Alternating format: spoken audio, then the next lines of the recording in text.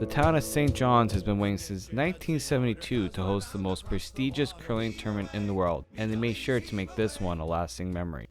Since the Brier Championship started back in 1927, Newfoundland and Labrador had only won it once when Jack McDuff lifted the trophy back in 1976. Brad Gushue and the St. John's Curling Club, there was a chance for redemption after losing in the finals the year before, setting up for one of the most memorable Briers in recent memory, with the whole province behind them.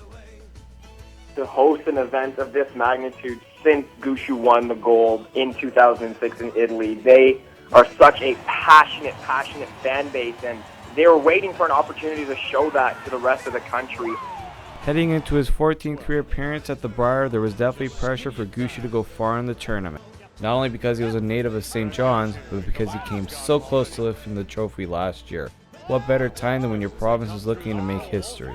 He did not disappoint in the round robin, finishing with a 9-2 record and the second seed going into the playoff. In the first round, Gushue defeated the number 1 seed in Manitoba, who he lost to previously in the round robin, setting up a final for the ages. It's been exciting, it's been loud. Obviously, to have the fans on our side is pretty special, and this is definitely one of the highlights of my curling career. He was going up against a familiar opponent, Kevin Cooey, who was making his 6th appearance at the Brier with 3 victories, including the year before when he edged Gushue 9-5. This time, it was Gushue's moment of glory as both skippers battled for the right to represent Canada at the World Championship, setting up for a dramatic draw that came down to the last rock, with the hometown boy having a chance to win it. It's been a spectacular Tim Hortons Brier here in St. John's. He now has the chance to win his first Brier title. Gallant and Nichols. Gallant and Nichols and the crowd, they need to get it. Full 8, and it's a big drag now. It's getting frosty. Full 8 is what you need. Full 8 is what you need to become the Canadian curling champions.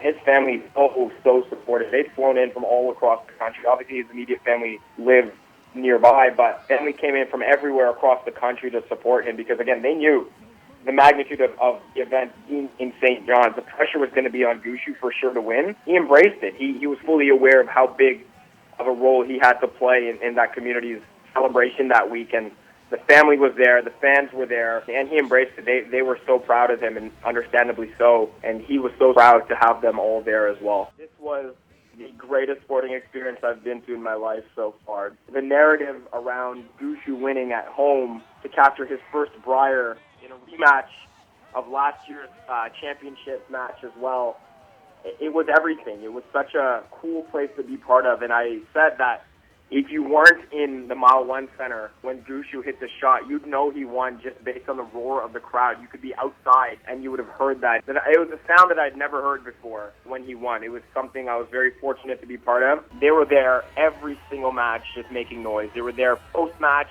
pre-match, partying till 3 in the morning every single day. They knew what a celebration this was for their town and for the province. They certainly let that show. For the province of Newfoundland and Labrador, the fact it took them this long to get there and what the team was able to accomplish made this one of the best Canadian sports stories of the year. You could say it was like breaking a Stanley Cup drought. Oh,